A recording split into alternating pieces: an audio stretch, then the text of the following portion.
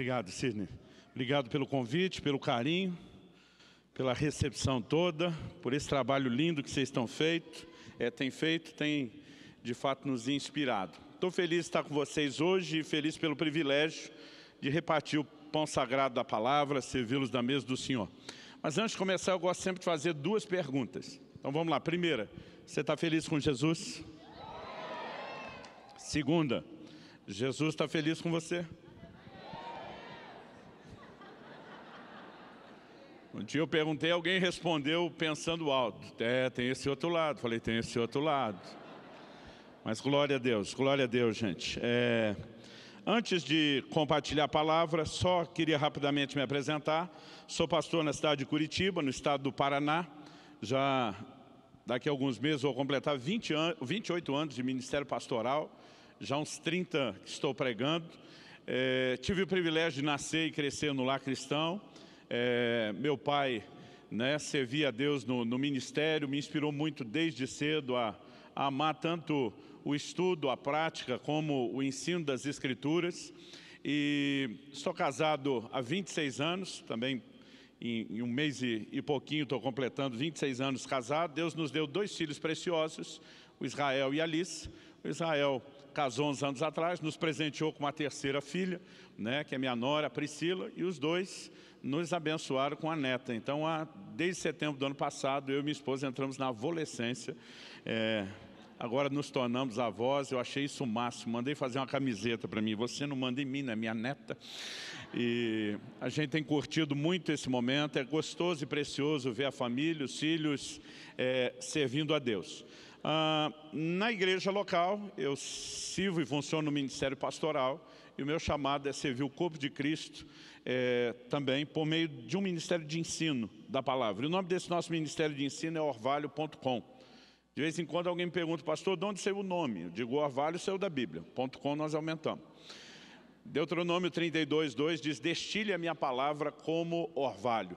Destilar é o gotejar, é o gota a gota. E a gente entende que o ministério de ensino ele requer muito mais do que uma reunião, uma fala em um momento específico, ele envolve continuidade. Então, a gente decidiu trabalhar há muitos anos debaixo de uma direção de Deus, usando principalmente aí as mídias digitais e a literatura para tentar seguir acrescentando esse gotejar. Isaías diz assim, a palavra do Senhor lhe será preceito sobre preceito, regra sobre regra. E a gente tem uma diversidade de materiais, a grande maioria deles disponíveis de forma gratuita, via internet, que você pode achar através do nosso site ou do aplicativo, que é o orvalho.com.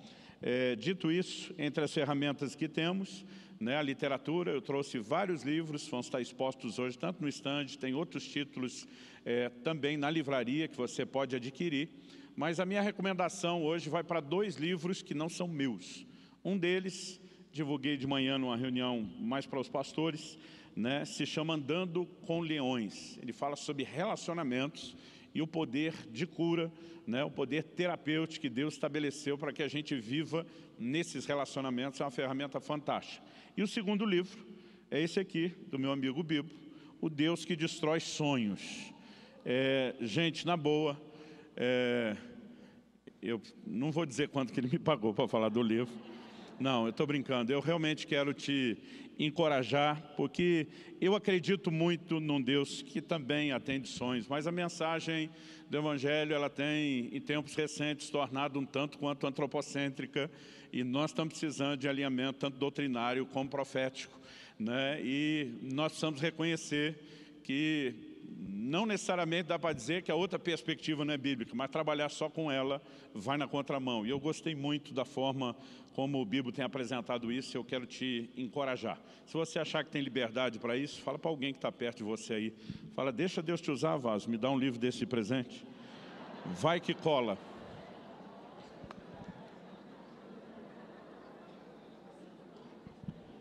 Glória a Deus. Abra sua Bíblia em algum lugar que você achar bem legal. Lê o que você quiser. E eu estou brincando, gente, achei que vocês iam rir. Eu fiquei com medo de alguns começar a abrir mesmo e pensar que Deus vai falar personalizado com cada um no lugar. Eu um dia fui ligar o iPad para a ministração, ele travou, não ligava, e eu não lembrava o texto que era, para ganhar tempo, eu brinquei com isso. Falei, abra sua Bíblia em algum lugar que você achar bem legal. E o povo começou a folhear mesmo a Bíblia. Acho que eles pensaram, Deus vai falar personalizado com cada um no lugar. Então, falando sério agora, João capítulo 21, dos versículos 15 a 17. Esse vai ser o nosso ponto de partida. Eu vou usar a Nova Almeida atualizada. João 21, de 15 a 17. Se você puder deixar esse texto marcado, depois da gente ler esses primeiros 3 versículos, daqui a pouco eu vou voltar nos versículos 18 e 19. Mas por enquanto só 15 a 17. O texto sagrado diz assim: depois de terem comido, Jesus perguntou a Simão Pedro: Simão, filho de João, você me ama mais do que esses outros me amam? Ele respondeu: sim, o Senhor sabe que eu amo. Jesus lhe disse: apacente os meus cordeiros. Jesus perguntou pela segunda vez: Simão, filho de João, você me ama? Ele respondeu: sim, o Senhor sabe que eu amo. Jesus lhe disse: pastoreie as minhas ovelhas. Pela terceira vez, Jesus lhe perguntou: Simão, filho de João, você me ama? E Pedro ficou triste por Jesus ter perguntado pela terceira vez: você me ama? E respondeu: o Senhor sabe todas as coisas, sabe que eu amo. Jesus lhe disse: apacente as minhas ovelhas. Meu Deus, nós declaramos mais uma vez nossa confiança e dependência no Senhor, na ação do Teu Espírito Santo, o Espírito da verdade. Nós oramos que o Senhor traga entendimento espiritual, ilumine os olhos do nosso coração. Oramos por aquela aplicação personalizada que só o Teu Espírito pode produzir. Oramos que, ó Deus, de fato se cumpra aquilo que o Senhor disse por boca do profeta Isaías, que a Tua palavra cumpra o propósito pelo qual tem sido liberada nessa noite. E porque temos certeza que o Senhor nos ouve, daquilo que o Senhor fará, nós também nos antecipamos em Te dar glória, honra e louvor. Oramos em nome de Jesus. Amém. Amém. Eu quero tomar esse texto como o ponto de partida da conversa que eu quero ter com você hoje e que tem sido para mim algo importante, não apenas no que diz respeito à vida cristã de uma forma geral, mas de uma maneira assim muito específica, o serviço do ministério. Essa conversa de Jesus envolve a repetição de uma pergunta que eu quero classificá-la aqui de crucial. Aliás, se houver um tema que eu possa dar essa mensagem, seria uma pergunta crucial. O assunto que Jesus está discutindo com Pedro não é um assunto qualquer. Ao questioná-lo a respeito de amor, né? Pedro, você me ama? As versões mais clássicas, antigas, tu me amas? A pergunta de Jesus mexe num assunto que nós precisamos entender sua importância, sua seriedade. Não se trata de algo secundário, periférico, né, na doutrina cristã. Quando o Senhor Jesus foi questionado, está registrado lá em Marcos 12:30, a respeito de qual era o maior de todos os mandamentos, e ele estava diante da difícil missão, do desafio de torcer a Escritura da sua época, o Antigo Testamento, e tirar algo que se destacasse acima de todo o resto. O Senhor Jesus nem titubeou. Ele disparou sem hesitação. Ele diz: amarás ao Senhor teu Deus de todo o teu coração, com toda a tua alma, com todo o teu entendimento e com todas as tuas forças. Eu me lembro que logo no primeiro ano do meu ministério pastoral, eu já estava, há quase 3 anos antes de pastorear, pregando no ministério itinerante. Mas um dia o Espírito Santo me trouxe um questionamento muito forte ao coração, falando a respeito desse maior mandamento. Ele disse: esse é o maior mandamento? Por que é que se fala tão pouco sobre isso na minha igreja? Minha primeira reação foi julgar os outros pregadores, porque é mais fácil a gente ver o cisco no olho dos outros do que a trave no nosso próprio. E a primeira coisa que eu pensei, falei: puxa, eu nunca ouvi alguém pregar a respeito de amor por Jesus. Às vezes, vi alguém fazendo menção da necessidade de se voltar ao primeiro amor, mas desenvolver o tema, Isso aconteceu em 1994. Eu realmente nunca tinha ouvido ninguém. E minha primeira conclusão foi pensar: os pregadores não estão fazendo um bom trabalho. E quando o Senhor me trouxe algo ao coração: e você? Por que é que nunca pregou sobre isso? E naquele momento eu emudeci, eu não tinha resposta, mas eu tomei uma decisão. A decisão foi de prestar atenção naquilo que a palavra de Deus ensina a respeito disso. E eu fiz isso com algumas motivações, com alguns objetivos bem claros. Primeiro, porque eu queria viver isso. Segundo, para que vivesse eu precisava entender um pouco melhor, mas acreditando que isso poderia me ajudar a ajudar outros, a cumprir aquele papel, né, do qual fui questionado: por que é que você não tem falado sobre isso? Eu não tinha noção de como o entendimento dessas verdades iria marcar profundamente, revolucionar profundamente a minha vida nos anos que seguiram. Mas Deus me guiou até esse texto e me fez entender algumas verdades a partir dele, né? A primeira delas foi a importância do assunto. Eu, até aquela ocasião, início de 1994, mesmo tendo crescido no lar cristão, mesmo já estando no ministério há muito tempo, estudando a Bíblia já com uma certa dedicação, eu nunca tinha reparado no volume de informações, na verdade está para além de informação, de ênfase que a Bíblia traz na questão de amor por Jesus. Por exemplo, versículos que eu nunca tinha enxergado, um deles, 1 Coríntios 16, 22. O apóstolo Paulo diz assim: se alguém não ama a nosso Senhor, seja anátema. A palavra anátema é pesada. Na melhor das hipóteses, a gente traduz ela como abominável. Na pior, como maldito, né? Entre um extremo, uma possibilidade e outra, você vai concordar que nenhuma delas é boa. Em outras palavras, ele está dizendo: se o relacionamento de qualquer um, ele está escrevendo aos cristãos da igreja de Corinto, a gente convertido, se o relacionamento de você, de cada um de vocês, não é baseado em amor pelo Senhor, que você seja anátema. Eu olhei, talvez pela primeira vez aquele dia, com atenção, Efésios 6, 24, que a graça de nosso Senhor seja com todos aqueles que amam, né, ao Senhor Jesus com amor incorruptível. Se por um lado a Bíblia fala de quem não ama ser anátema, por outro fala de uma graça sobre aqueles que não apenas amam, mas amam com amor que não se corrompe.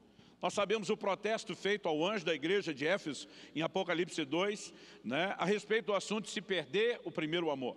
Então eu comecei a perceber, e eu quero introduzir esse assunto justamente destacando: não se trata de uma pergunta qualquer, de um assunto qualquer. É uma pergunta crucial, é um assunto fundamental. Eu poderia, né, simplesmente só destacar a ideia de o fato de Cristo colocá-lo como o maior mandamento já seria o suficiente para chamar nossa atenção. Dito isso, para que a gente então consiga entender o propósito da pergunta de Jesus, que não só é trabalhar um assunto sério, eu acho que a próxima coisa a ser destacada é o fato de que, embora as três perguntas sejam muito parecidas, né, aparentemente idênticas, tem alguns detalhes diferentes em cada uma das três vezes que o Senhor a repete. Por exemplo, só na primeira, o Senhor Jesus pergunta: Pedro, você me ama mais do que esses outros? Você não tem isso na segunda e na terceira pergunta. E essa indicação, você me ama mais do que esses outros, me faz pensar, e esse é o primeiro ponto que eu quero destacar aqui: qual é o propósito da pergunta que Jesus está fazendo a Pedro? Jesus não está perguntando algo para Pedro para saber a resposta pela boca de Pedro. Ele não está dizendo: Pedro, você me ama, só para Pedro dizer sim ou não. Na verdade, eu creio que o propósito da pergunta de Jesus é levar Pedro a uma autoavaliação sincera a respeito de onde ele se encontrava em relação ao nível de amor que ele tinha para com o Senhor Jesus. Da onde a gente pode tirar essa conclusão, né? Bom, na terceira pergunta, Pedro olha para Jesus e diz: tu sabes todas as coisas, né? Ele está dizendo: o Senhor realmente não precisa dessa resposta. Aliás, existe um pano de fundo que nós vamos ter que trabalhar, que é o assunto, a conversa que começou na última ceia, em João no capítulo 13. Quando Jesus diz: um de vocês há de me trair, a maioria dos apóstolos se vê como um candidato potencial à queda, ao erro, ao fracasso, porque eles começam a perguntar: porventura sou eu? Porventura sou eu? Ou seja, a grande maioria deles está se vendo como um candidato potencial a errar naquela área que o Senhor destacou. Mas Pedro não só não pergunta: porventura sou eu? Como ele diz para Jesus: por ti eu daria minha vida, tipo, eu morreria pelo Senhor. Em outras palavras, eu não sou esse cara de jeito nenhum. Pedro ainda faz uma pergunta a João, que de acordo com o próprio Evangelho de João, estava com a cabeça reclinada no peito do Senhor e diz: pergunta quem é. Esse pergunta quem é para mim é: João, bota a mão no fogo por mim, por você, por nenhum dos outros 10. Pedro, ele na verdade acreditava que ele tinha um nível de amor pelo Senhor diferente daquilo que ele veio a descobrir. Quando Jesus pergunta: Pedro, você me ama mais do que esses outros? Eu não creio que Jesus estava querendo criar uma competição, um campeonato de amor, algo do gênero, the love contest. O único momento onde os discípulos começaram a disputar entre eles quem era o maior, Jesus deu um enquadro neles e mostrou que não era uma atitude que ele esperava dos seus discípulos. Então agora ele não fomentaria essa atitude. Então acredito que o que faz sentido é a gente voltar na última ceia e perceber que Pedro, de fato, acreditava que ele era o cara. Não só ele acreditava que ele era o cara, ele estava num outro nível, um nível maior. Tomei a liberdade de brincar com um episódio que aconteceu, né, há muito tempo atrás. Deus começou a falar comigo em 1994 sobre esse assunto. Na época, né, por muito pouco, a seleção brasileira, quando a gente era mais empolgado com o futebol nacional, ela por pouco não foi classificada, correu o risco de ser a primeira Copa a não participar. Mas teve um jogo decisivo, se não me engano, foi contra o Uruguai, né, que um atacante virou herói nacional, Romário. Quem tem minha idade deve lembrar dessa época. Se não me engano, foi 2-0 o jogo. Alguns jornais noticiaram Romário 2, Uruguai 0, e virou herói nacional e falou numa entrevista em rede nacional de televisão. E nessa entrevista ele fez a seguinte afirmação. Ele disse que quando ele nasceu, Deus olhou para ele e disse: "Esse é o cara." Então eu tomei a liberdade na época de brincar com o Speed Romário. O que é o Speed Romário? Não é quando o cara acha que é o cara, é quando o cara acha que até Deus acha que ele é o cara. É o mais alto nível de ser o cara. E eu acho que Pedro estava meio com o Speed Romário, né? Ele realmente se achava o cara. Quando ele diz para Jesus: "Por ti eu daria a minha vida", não acredito que ele tentou mentir, ou como diria, né, a moçada aí mais nova, trollar o Senhor Jesus. Porque é impossível fazer isso. Ele de fato acreditava naquilo. E eu não julgo Pedro. Eu me lembro de um culto, eu era ainda adolescente, e o pior é que ninguém nem fez apelo para isso. Eu fui na frente oferecido. Levantei do meu lugar no fim da mensagem, dobrei o meu joelho na frente do altar e chorando, falei para Deus: "Estou consagrando a minha vida para ser um mártir da causa do Evangelho." É lógico que eu também não queria mentir para Deus. Eu acreditava que eu tinha aquele tipo de amor a ponto de morrer pelo Senhor. Mas, na mesma noite, Jesus deu aquela encarada, que a gente pode chamar de messiânica em Pedro, e diz: "Pedro, Pedro, você morreria por mim?" O mestre diz para ele: "Ainda essa noite, e você vai me negar 3 vezes." Esse ainda essa noite, tipo, não vai nem demorar. E nós sabemos o que aconteceu. A gente tem que dar um desconto para o Pedro. Pedro até tentou defender Jesus. Na hora que vieram prendê-lo, puxa uma espada. A Bíblia diz que ele cortou a orelha de Malco, servo do sumo sacerdote. Cá entre nós, não acho que ele queria a orelha quando deu o golpe. Eu não sei se eu que assisti muito filme de gladiador, mas eu teria tentado a jugular. Eu teria ido no pescoço, né? Imagino, né, aquele espaço de liberdade criativa. Imagino que o camarada, no susto ou no reflexo, faz a esquiva e perdeu só um pedaço da orelha. Não bastasse o golpe mal dado, Jesus manda Pedro guardar a espada e ainda cura a orelha do cara. Nesse momento, quando Pedro percebe que Jesus não quer ser defendido, eu acho que ele simplesmente toma uma decisão. Se quer realmente ser preso, Deus te abençoe. A Bíblia diz: "Cumpriu-se a escritura que diz: ferirei o pastor e o rebanho se dispersará." Foi um esparramo de discípulos para todo lado. Agora, não pense que tentaram prender só Jesus. O Evangelho de Marcos é o único que dá esse relato, a ponto de alguns estudiosos especularem se isso teria acontecido com ele.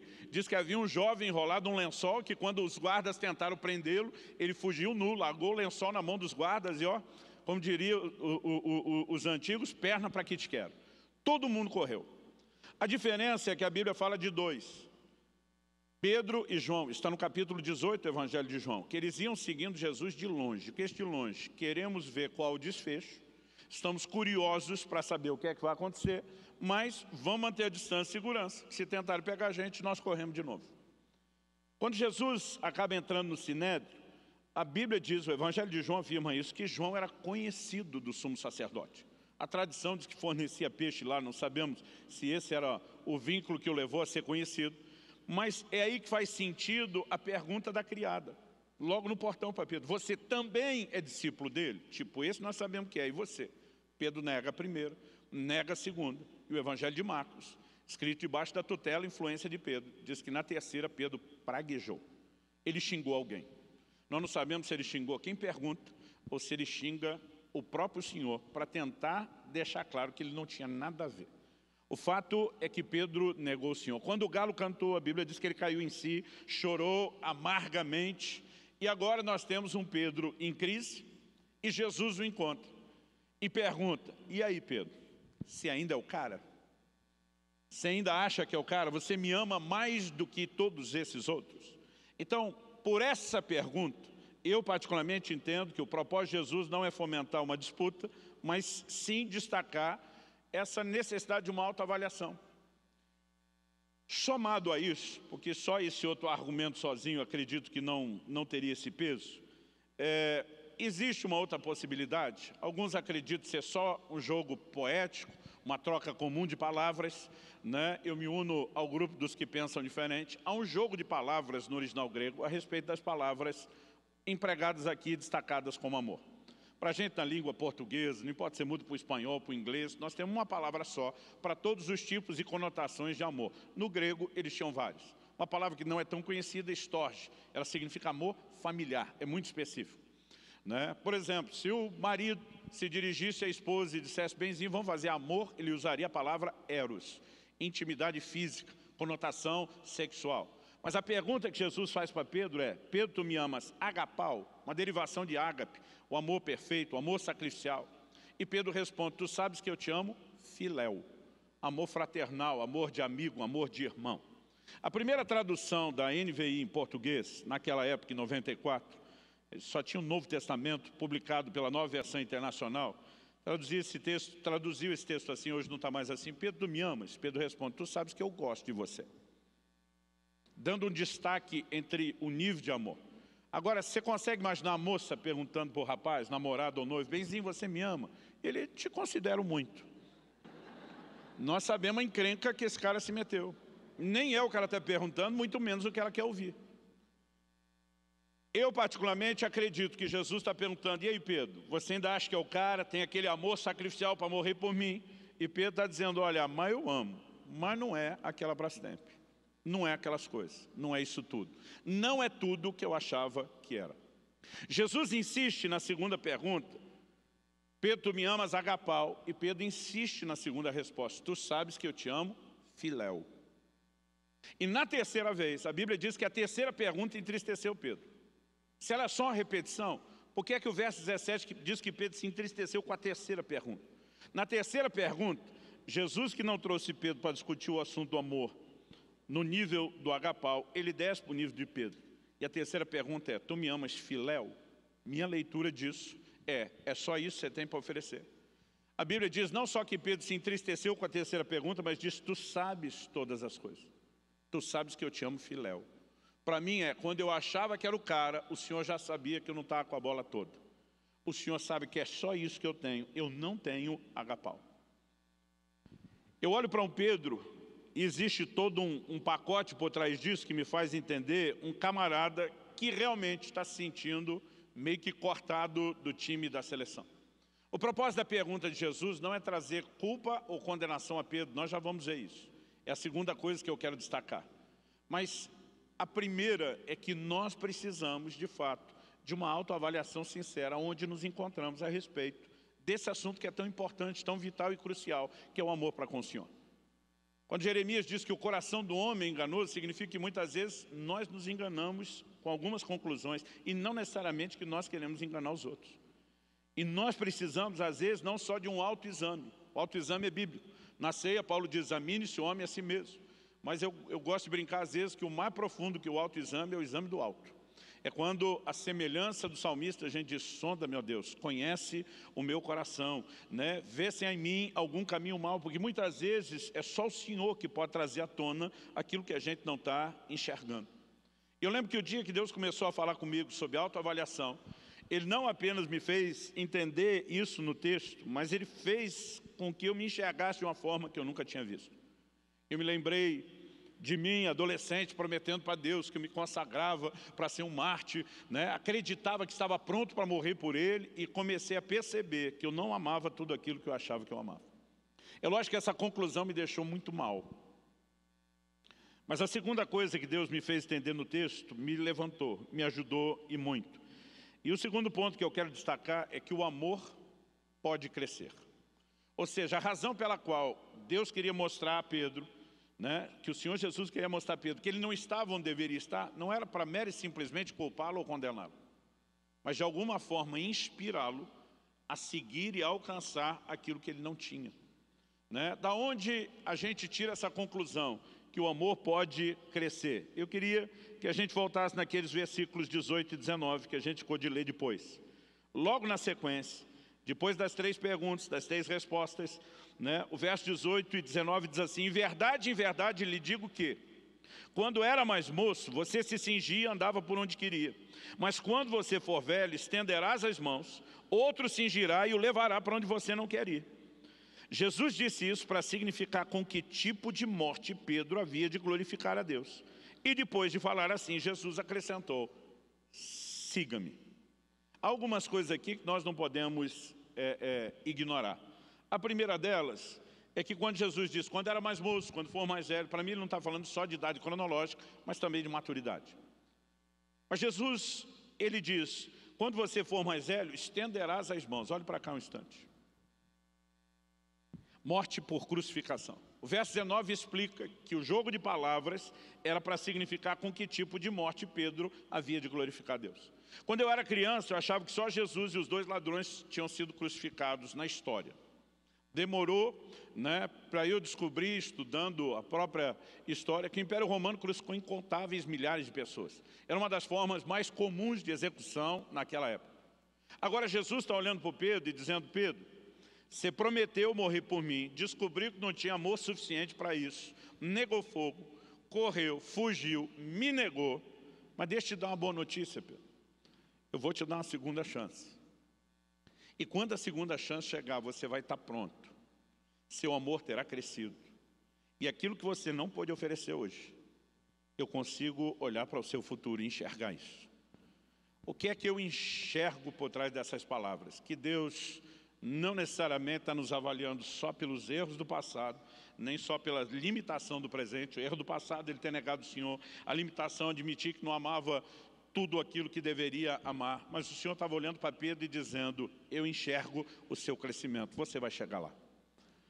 E sabe, entender isso foi para mim muito inspirador.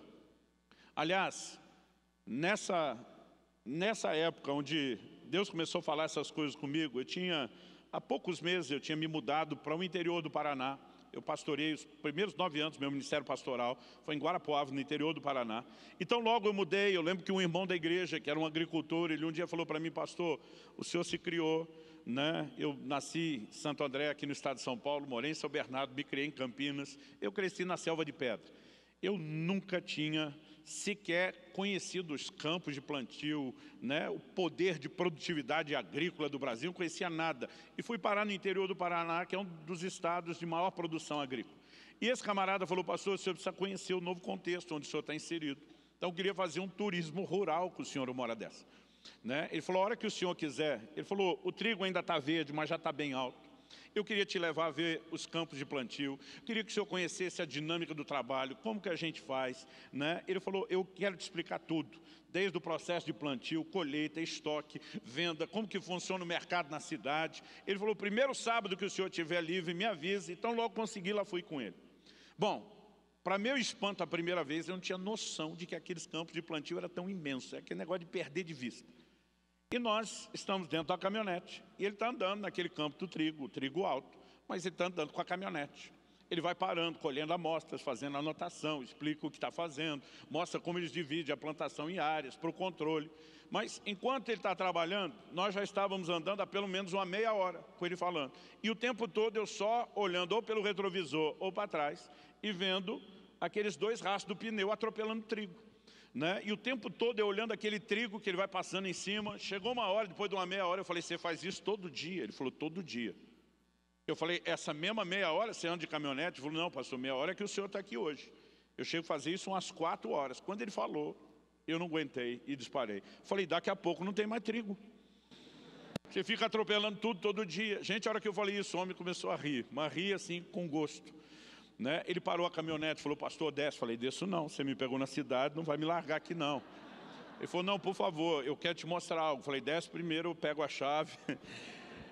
Aí nós descemos. Ele foi, me levou atrás da caminhonete, me mostrou aqueles 2 rastros, né? Onde ele tinha atropelado o trigo, os 2 trilhos, ficou do trigo atropelado para trás.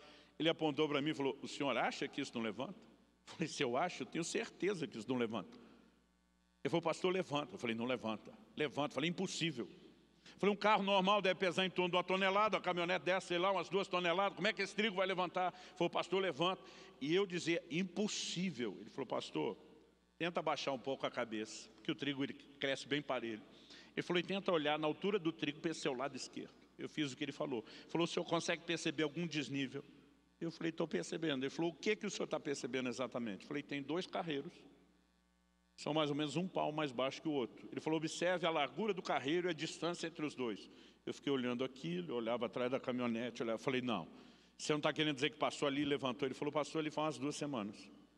Gente, parece que minha cabeça ia explodir. Eu ficava dizendo: impossível. Ele falou: pastor, olha para a direita o senhor não precisa nem abaixar.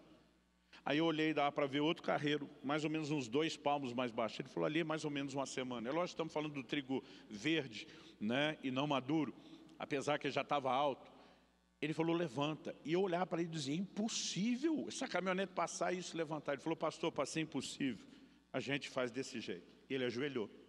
Ele disse: para se tornar impossível, eu faço com 2 dedos. Ele pega 2 dedos, ele vai lá onde o caule, a cana do trigo estava esmagada, quebrada, e ele esmaga com o dedo. Quando ele esmaga, ele diz: agora não levanta mais. Na hora que ele fez isso, eu pela primeira vez entendi o exemplo agrícola que Isaías deu, que eu nunca havia entendido na minha vida. Não esmagará a cana quebrada e nem apagará o pavio que fumega.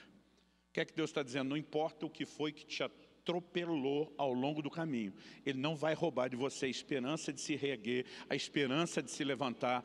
E nesse momento Jesus está tratando com Pedro que tropeçou. Ele está tratando com Pedro que teve uma crise enorme. Mas a ideia não é colocar o Pedro debaixo de culpa ou condenação, e nem tampouco impedi-lo de se levantar. Jesus está olhando para o Pedro e dizendo: Pedro, eu acredito em você.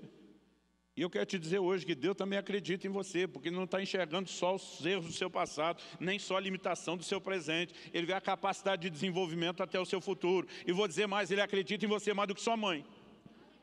Que mãe é mãe? Fala a verdade. Eu vi uma história uma vez de uma mãe que foi ver o filho desfilando na parada militar e disse que o menino conseguiu a façanha de marchar no compasso trocado da tropa o tempo todo. Então, todo mundo erguia a perna direita e a esquerda, e ele vai no compasso trocado. Dizem que a televisão ainda filmou, acompanhou, foi o assunto. Não sei como localizaram a mãe. E foram perguntar para ela: como a senhora se sentiu com seu filho marchando no compasso errado da tropa? Ela disse: meu filho não fez nada errado, quem estava errado era o resto da tropa. Mãe vê tudo de bom e nada de ruim no filho, não é verdade? Mas deixa eu te dizer, Deus acredita em você mais do que sua mãe, e Ele não precisa fechar os olhos porque você fez de errado. Ele apenas enxerga a minha, a sua capacidade de desenvolver. Ele tem recursos para o nosso crescimento. E Ele está olhando para um Pedro e dizendo: Pedro, você pipocou no começo. Foi mal, mas eu enxergo um Pedro que vai crescer. E quando eu olho para o Pedro, querido, eu realmente vejo um camarada, né, que superou, que avançou. Né? Eu percebo a forma como nesse momento o camarada está triste, está abatido, está envergonhado. Né? Eu não sei se o fato de voltar a pescar significava abandono do ministério, como alguns falam, né? Porque ainda poderia ser um momento de diversão, um trabalho parcial. Mas tem algo que me leva a acreditar que o Pedro se sentia cortado da seleção. É quando em Marcos 16... né? Quando o anjo do Senhor, que dá notícia da ressurreição de Jesus lá no túmulo vazio, fala, manda a seguinte mensagem para os discípulos: ide dizer aos discípulos e a Pedro que ele vai adiante de vós para Galiléia. Pedro é o único mencionado por nome. Isso me faz pensar que se ele tivesse dito só dizer aos discípulos, Pedro falaria: depois da mancada não sou mais parte do time. Mas a mensagem é: ide e dizer aos discípulos e a Pedro. Aqui ele pergunta: Pedro, você me ama? Amar eu amo, mas não é aquelas coisas. Pedro, apacente as minhas ovelhas, apacente os meus cordeiros. Ele está dizendo: eu não cortei você. No verso 19 ele termina dizendo a mesma frase que Pedro ouviu lá no início: siga-me. O que ele está dizendo? Eu não desisti de você, nosso projeto continua, eu estou contando com você e eu sei que o seu amor vai crescer. A tradição diz que Pedro não apenas morreu crucificado, mas que na hora de ser crucificado teria dito: não sou digno de morrer com meu Senhor, e pediu que o crucificassem de cabeça para baixo. Né? Nós ficamos olhando para essa declaração de Jesus e para mim é evidente, né? O amor pode crescer. Então, eu olho para essa primeira pergunta e eu vejo a necessidade de uma autoavaliação para descobrir onde estamos. Eu vejo a segunda abordagem de Jesus e eu entendo o propósito da autoavaliação, que é despertar a mim e a você para sair de qualquer inércia e dizer: então, se o amor pode crescer, eu vou investir nisso, eu vou crescer. Mas em terceiro e último lugar, eu vejo uma espécie de termômetro. O terceiro princípio que eu vejo aqui é quando Jesus diz, nas 3 vezes: Pedro, você me ama? Amo. Apacente os meus cordeiros, apacente as minhas ovelhas. Para mim, o Senhor Jesus está transmitindo uma mensagem muito clara: quem ama, trabalha. Pedro, você me ama? Amo. Então ame aqueles que eu amo.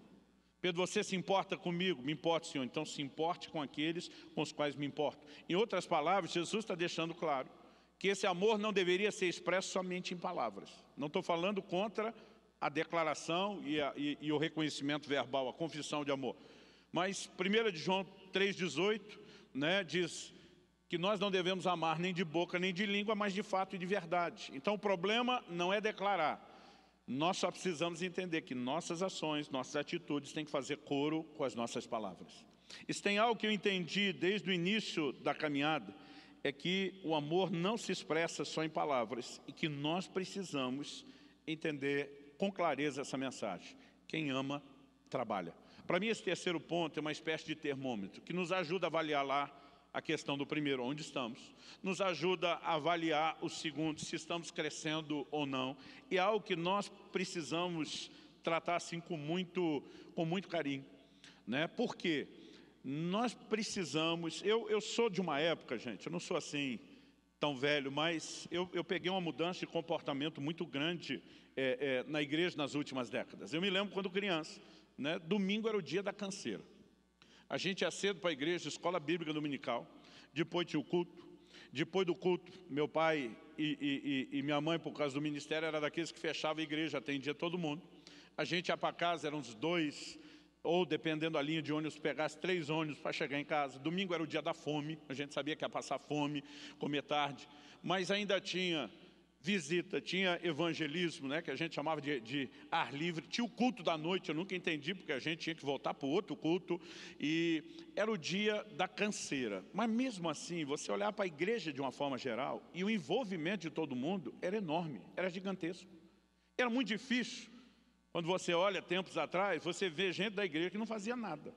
Todo mundo, né, havia uma linguagem de trabalho. E nós começamos com um discurso, né? E não estou atacando o discurso porque ele é bíblico, mas foi a aplicação do discurso que nos tirou de um extremo para outro, de que não adianta só ser Marta, correria e trabalho, que a gente tem que ser Maria, estar aos pés do Senhor, é verdade, mas nós acabamos usando esse discurso, até forçando um pouco, meio como uma desculpa, para uma espécie de vagabundagem espiritual. Eu me assusto com a mudança de comportamento. A nova geração, ela vem para a igreja com a mentalidade de consumo. O camarada quer o mais alto nível de qualidade do ministério infantil. Mas se você pedir para ele ajudar a cuidar dos filhos dele, ele diz: estou fora, aí não quero, e se você não fizer um negócio bem feito sem mim, eu vou para a concorrência. Sabe, é uma mentalidade de consumo. E muitas vezes nós percebemos a dificuldade que é a mobilização dos santos para a obra do ministério. Outro dia, um na igreja, no final do culto, falou para mim: não gostei dessa canção cantaram hoje. Eu não aguentei, falei: por acaso foi para você que nós cantamos? A adoração não é mais para Deus, gente. É algo que a gente está fazendo para as pessoas. Daqui a pouco vão ligar para o líder de louvor, tipo rádio. Dá para dedicar para fulano de tal? Então, assim, algo precisa mudar na nossa mentalidade, e eu acredito que tem a ver com a motivação do trabalho. Porque a gente pode trabalhar com muita motivação. Diferentes tipos de motivação. Mas o que eu descobri é que nenhuma delas, exceto essa única, bíblica e essencial, ela dura. Por exemplo, quem trabalha só para ser reconhecido, se deixar de ser reconhecido, ele para de trabalhar. E não estou dizendo que reconhecer seja errado. Deus reconhece, vai dar galardão, tudo mais. Mas quem só quer o reconhecimento humano e não divino, quando alguém parar de reconhecer, ele para de trabalhar. Eu era ainda adolescente, meu coração já fervia com o chamado para o ministério. E volta e meia, eu encontrava, né, num canto e outro, aquela turma que não sabe guardar segredo, os profetas. Os camaradas chegavam para mim e falavam muitas coisas sobre o meu futuro, o meu ministério. E hoje eu fico impressionado, lembrando dessas coisas, porque muitas delas, para mim, eram coisas impossíveis, inviáveis. Eu lembro ainda, adolescente, um camarada chega para mim e diz: chegará o dia onde você vai ficar cruzando os céus dessa nação de avião, de um lado para o outro o tempo todo. Gente, eu tinha vontade de rir. Eu não julgo a Sara quando a Bíblia diz que ela riu, que tem uns negócios que é engraçado. Eu nunca tinha andado de avião na vida, imaginasse um dia andar de balão, né, de antigamente, gente, esse negócio era muito fora do alcance, do poder aquisitivo da maioria de nós, né? Era uma malha aérea menor, era tudo muito mais caro. Eu nasci e cresci numa estrutura familiar muito simples, que é o jeito mais bonito para a gente evitar a palavra pobre. Cara, eu lembro da época que assim, a gente tomava um banho de 2, 3 minutos e papai estava batendo na porta. Vai logo que está gastando. A gente dizia, mas não está nem ligada a luz do chuveiro, mas está gastando a água. E não é porque papai era avarento, é porque o negócio estava difícil mesmo. E eu me lembro, quando comecei a viajar a pregar, a primeira vez fiquei num hotel, Sidney. Foi na Barra da Tijuca. Ela nem era essa barra toda que é hoje, mas já era uma barra de respeito. Gente, a hora que entrei e eu vi aquele chuveiro, aquilo parecia uma espaçonave, era um negócio gigante. Não era aqueles 2, 3 pinguinhos sem vergonha da ducha que tinha em casa. Não sei nem como chamava aquilo de ducha. Devia prender quem anunciava aquilo como ducha, que era mentira.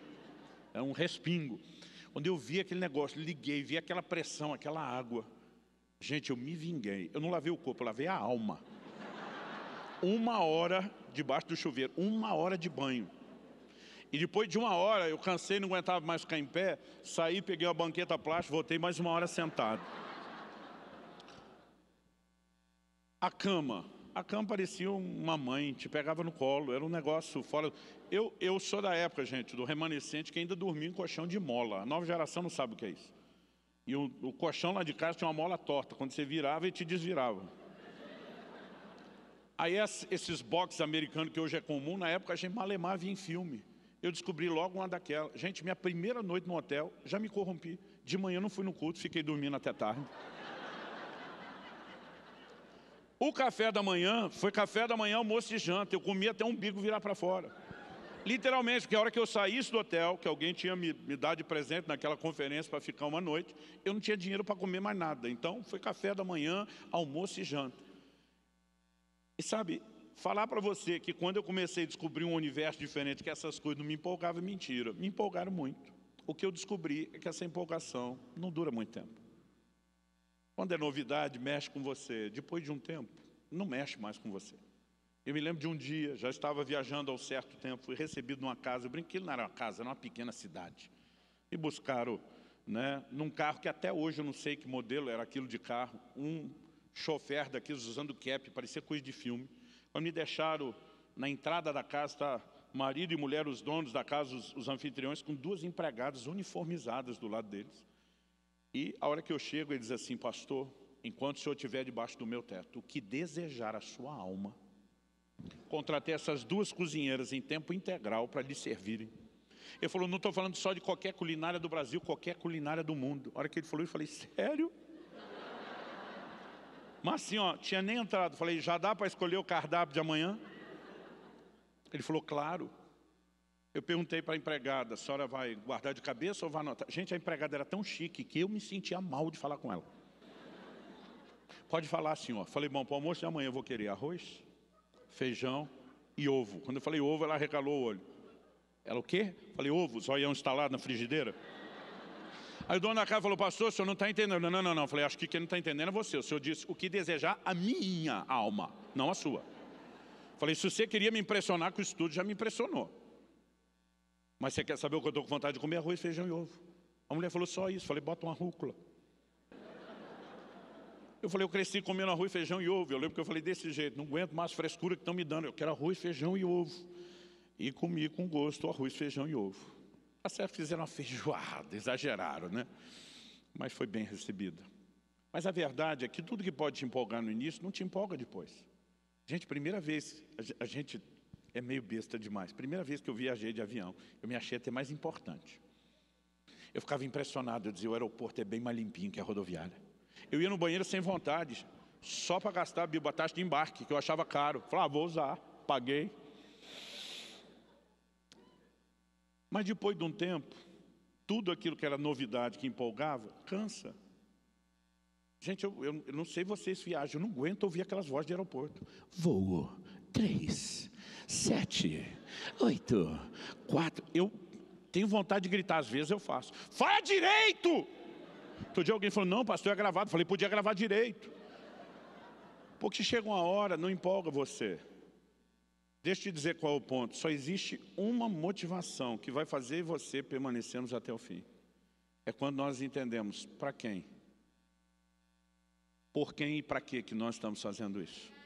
Sabe, quando meu filho completou 18 anos de idade, ele tinha um hiato de 6 meses antes de poder começar a faculdade, onde ele tinha ganhado bolsa de estudos fora do país. E eu falei para ele, você vai andar comigo, eu quero te discipular de perto. E ele viajou comigo durante quase um semestre todo. Eu lembro que ele chegava em casa e ele dizia para Kelly, minha esposa, ele dizia, mãe, não dá para aguentar o ritmo do pai. Ele dizia assim, é insano, é o tempo todo. E eu dizia, ó, com você o negócio não vai ser que nem quando eu viajo com a família toda. Eu quero que você veja como é minha vida, eu quero que você veja como eu trabalho, você vai entrar no meu ritmo, né? O treinamento é esse. Aí quer dizer, você que está mole, Israel, eu dizia, não, mãe, você não tem noção. Quando a gente viajava todo mundo com ele, ele muda tudo. O negócio é insano. E ele muitas vezes chegava para mim e dizia, pai, eu tenho 18 anos, nem prego, não aguento o seu ritmo, como é que você aguenta isso? Eu dizia, boa pergunta, filho. Só tem uma coisa que me inspira. É quando eu lembro para quem e por que estou fazendo o que eu faço. Até antes da pandemia, eu viajei por 17 anos, 3 dias por semana. Quinta, sexta e sábado. Ficava domingo a quarta com a família, a igreja. Quinta, sexta e sábado na estrada, viajando.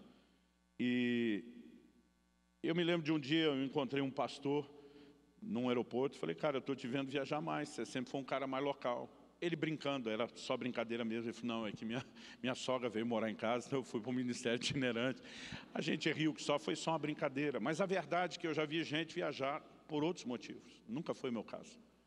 Deus me deu uma mulher extraordinária, uma pessoa assim, meiga, fantástica, querida, né? Meus filhos, isso sempre para mim foi algo doído. Muitas vezes eu entrava no carro para sair de viagem, ou mesmo para ir para o aeroporto, e eu já saía chorando. Então eu falei, filho, eu quero que você saiba o quão doloroso foi. Outro dia ele falou, pastor, 3 dias. Eu falei, toda semana, toda semana, toda semana. Né? Eu falei, eu fiz isso por anos. Mas eu dizia para ele, filho, a única coisa que me faz ficar firme e não parar é quando eu lembro a pergunta de Jesus para Pedro. Você me ama, amo o Senhor. Então apacente as minhas ovelhas. Eu lembro quando eu comecei a igreja em Curitiba, um dia eu falei para Deus, me deixa viajar menos. Ele disse, por que você quer viajar menos? Eu falei, eu quero cuidar das tuas ovelhas. Ele falou, e aonde eu te levo não são minhas ovelhas? Eu falei, tá bom, eu quero cuidar das minhas ovelhas que o Senhor me confiou. Ele falou, você quer fazer isso só por zelo por elas? Ou você de alguma forma quer competir com os outros pastores da cidade, mostrar que você é tão bom quanto, ou evitar o chamado para a estrada? E tem hora que dá vontade de falar para Deus, não dá para brincar com o Senhor. Sabe, mesmo entendendo isso, alguns meses depois, ainda no mês de 94, eu comecei a pastorear em dezembro de 93, estava nos primeiros meses do ministério. Eu já falhei nesse teste, que eu estou dizendo que é um termômetro. Eu lembro de um dia que eu cansei. Tinha umas 2, 3 famílias da igreja, Sidney, que eu apelidei de os tribulosos. Tente adivinhar por quê. Aquele povo fazia uma tempestade, né? Eles traziam tribulação para todo mundo, até para eles mesmos. E eu me cansei, chegou um dia eu cansei, mas cansei, que eu entrei no meu quarto, comecei a fazer a mala, falei para Deus, chega, vou-me embora. E o Espírito Santo diz, você não ama esse povo para sacrificar por eles? Eu falei, não amo não. Gente, Deus sabe tudo, não adianta a gente enrolá-lo, já aprendi a ser honesto. Falei, o que eu amava deu para vir até aqui, sacrificar até aqui, daqui para frente não amo mais, não sacrifico mais, vou-me embora. E o Senhor falou no meu coração, você me ama. Eu falei, Senhor sim, eles não, vamos separar as coisas. E diz, então, se você me ama, desfaça essa mala. E diz, eu dei minha vida por cada um deles, eu não vou desistir deles. E se você não consegue ficar por amor a eles, fique por amor a mim. A minha vontade era dizer, apelou, hein? Mas eu desfiz a mala.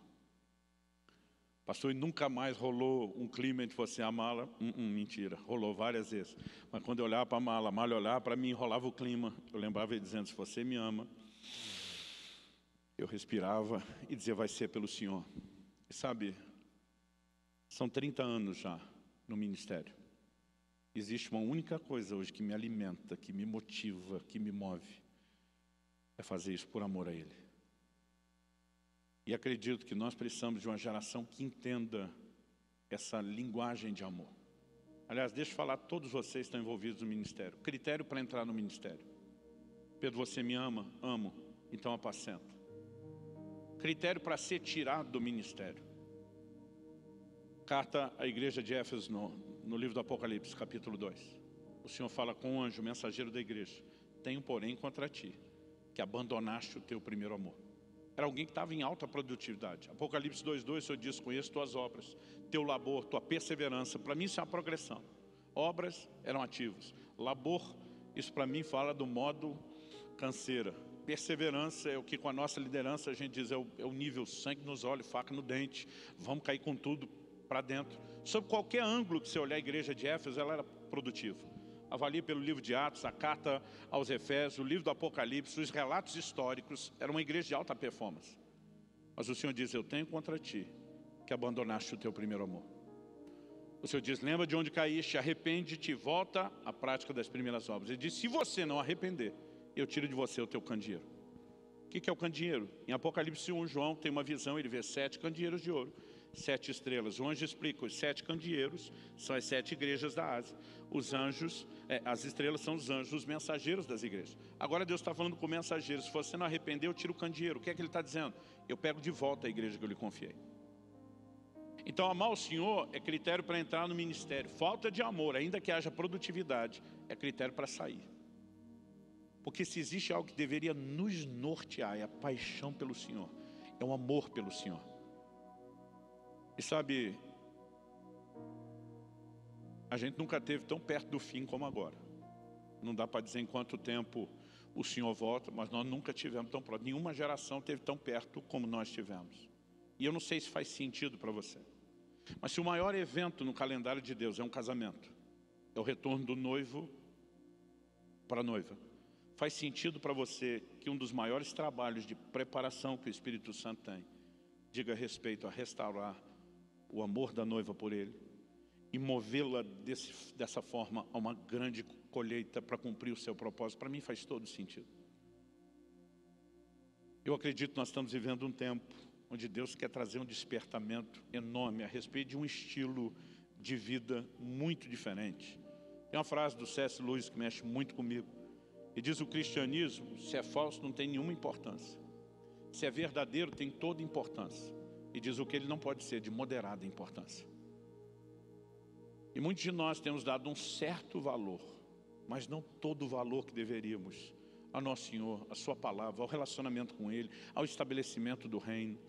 Eu creio e sonho, uma igreja vai se levantar apaixonada, não no sentido de paixão, no sentido mundano, mas assim, queimando realmente de amor pelo Senhor. E acredito que considerar essa questão de que o amor não se expressa só em palavras, mas por meio de ações e que isso envolve trabalho, precisa levar a mim e a você a tratar isso como uma espécie de termômetro, para avaliar onde estamos em relação ao amor para com Ele. E assim como quando Ele perguntou, Pedro, tu me amas? Não era só para ouvir um sim ou não. Eu creio que hoje, ao trazer a mesma pergunta ao seu coração, tu me amas? Ele não quer só ouvir um sim ou não, mais ou menos. Ele quer que você entenda onde você está, não para te culpar ou condenar, mas para te despertar a perseguir o alvo de crescer no seu amor para com Ele. E eu quero terminar levando só em consideração a forma como o Senhor trata com o anjo da igreja de Éfeso. Ele não apelou, eu chamei isso de um maior mandamento, mas Deus não apela para o senso de obrigação. Ele não diz para o anjo da igreja de Éfeso, ô cabeção, você não sabe que tem que me amar, não vai cumprir o básico. Ele não apela para o senso de obrigação. Ainda que seja o maior mandamento, Deus espera que eu e você possamos cumprir o mandamento não com senso de obrigação, mas com senso de prazer. Eu, por exemplo, como marido, tenho uma ordem bíblica que todo marido aqui também tem, de amar a esposa. A Bíblia diz, marido, maridos, amai as vossas mulheres. É uma ordem de Deus. Não está lá um hashtag, fica a dica, não é uma sugestão. Deus não está dizendo, ó, se um dia você estiver de boa, que você melhorar seu lado, me ajudar, ame sua esposa. É uma ordem. Então eu posso dizer que eu sou obrigado a amar minha esposa. Mas eu fico pensando se nesses nossos quase 26 anos de casado, se cada manhã que eu acordo do lado dela, eu falasse, eu amo você. E quando ela fosse abrir um sorriso de satisfação, eu atropelasse ela com outras palavras, dizendo, fazer o quê, né? Deus mandou, não tem opção. Então estamos aqui para cumprir a obrigação. Eu fico me perguntando se ainda estaríamos casados e se tivéssemos. Qual seria a qualidade do matrimônio? Mas pastor, ela não sabe que o senhor é obrigado? Sabe. Então qual é o problema? É que ela espera que eu não cumpra o meu dever apenas com senso de obrigação, mas com senso de prazer. E uma das frases assim, do nosso top, daqueles que disparam o score, a pontuação de bom marido que eu já tive com ela até hoje.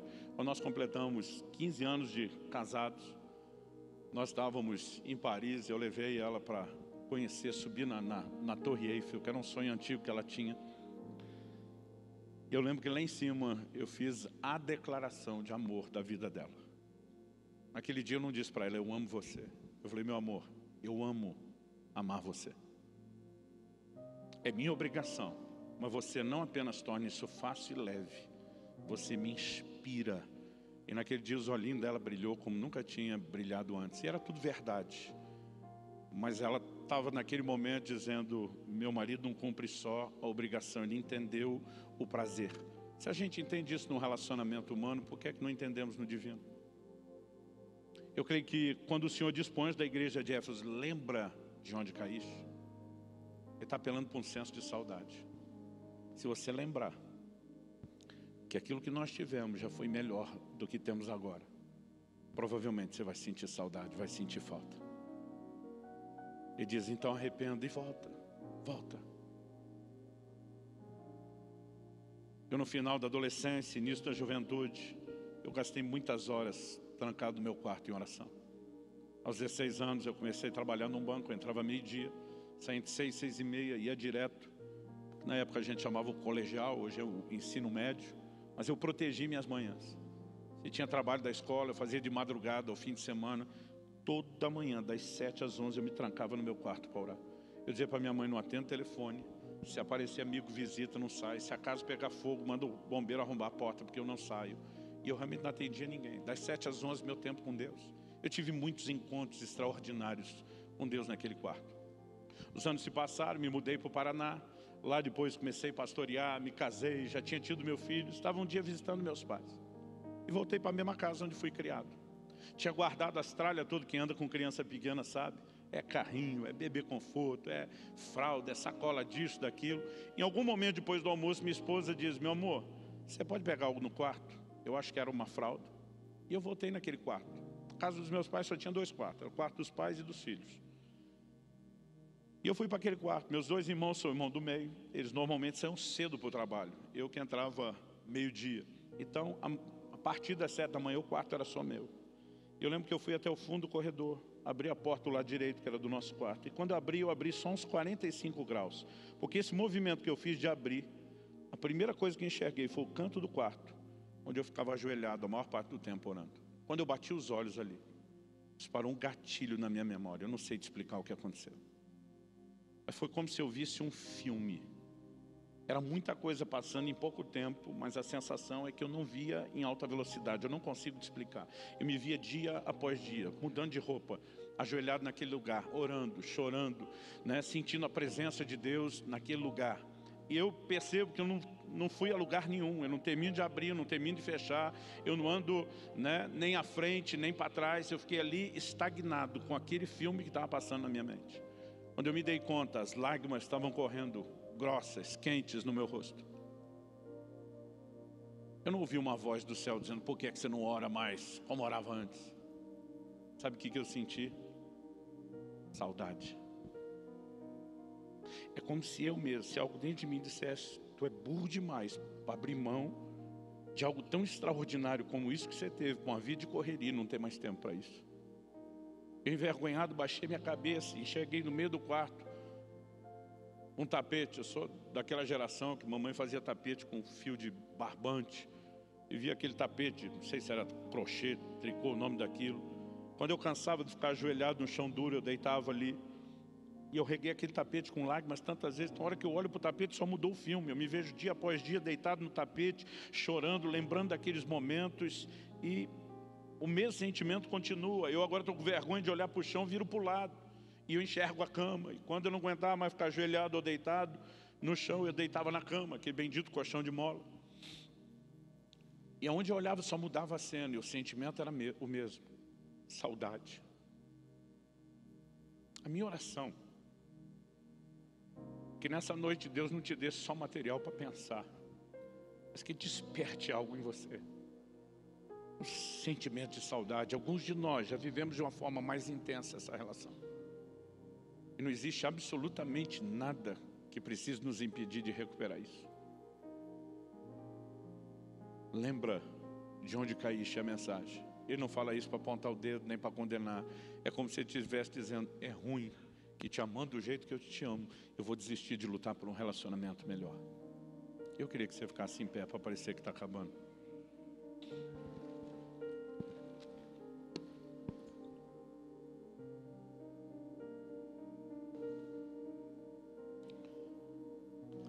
Espírito Santo, eu tentei da melhor forma possível tentar comunicar aos meus irmãos e irmãs aquilo que tem trazido tanta correção, alinhamento, impacto na minha própria vida. Mas se o Senhor não vivificar, a Tua palavra terá sido só um discurso. Eu te peço mais uma vez aquela aplicação personalizada que só o Senhor pode fazer. Nós te agradecemos por esse amor tão insistente, que faz com que o Senhor fosse atrás de Pedro, que faz com que o Senhor venha atrás de cada um de nós. Não para fazer uma pergunta, tu me amas, para ouvir sim ou não, mas para nos fazer avaliar aonde estamos. Não com o propósito de nos condenar quando descobrimos que ainda não estamos onde deveríamos, mas para nos encorajar a crescer, a investir nesse amor. E mesmo quando nos propõe um termômetro como esse de serviço, ainda conseguimos entender o quanto o seu coração está disposto a lutar para extrair o melhor de nós nessa relação, e nós somos gratos. Por isso, nessa noite, como salmista, nós oramos, sonda-nos, ó Deus. Conhece, expõe o nosso coração. Livra-nos de todo engano, de acreditar que estamos num patamar além do que estamos, quando precisamos crescer. Mas eu oro que ao sair desse lugar, ninguém se permita sair desse lugar debaixo de culpa ou condenação. Até porque atendemos ao seu chamado de também nos arrependermos e nos colocarmos debaixo do sangue de Jesus em relação à nossa falta quanto ao maior mandamento. Mas Pai, eu oro que ventos de restauração soprem, eu oro que haja despertamento no íntimo de cada uma, correspondência maior de amor para com o Senhor. Eu oro que o ministério de cada um aqui seja destravado em um novo nível, uma nova medida, alimentado, Senhor, por uma paixão ainda maior, mais intensa e profunda para com o Senhor. Sopra sobre nós. Nós suplicamos em nome de Jesus. Em nome de Jesus. Fala com Deus, querido, do seu jeito, da sua maneira, as suas palavras. Eu pedi para você ficar em pé mais por hábito. Ora como você achar melhor, em pé, sentado, de joelho, em voz alta, em voz baixa. Os músicos vão ministrar como sentirem de Deus, mas eu quero pedir que nos primeiros minutos você não cante com eles. Eu quero pedir que você ore. Fale com Deus. Deixa Deus falar com você um pouquinho mais. E quando você entender que cumpriu essa etapa, fique à vontade para então orar de forma cantada e declarar o que for juntamente com eles. Faça isso em nome de Jesus.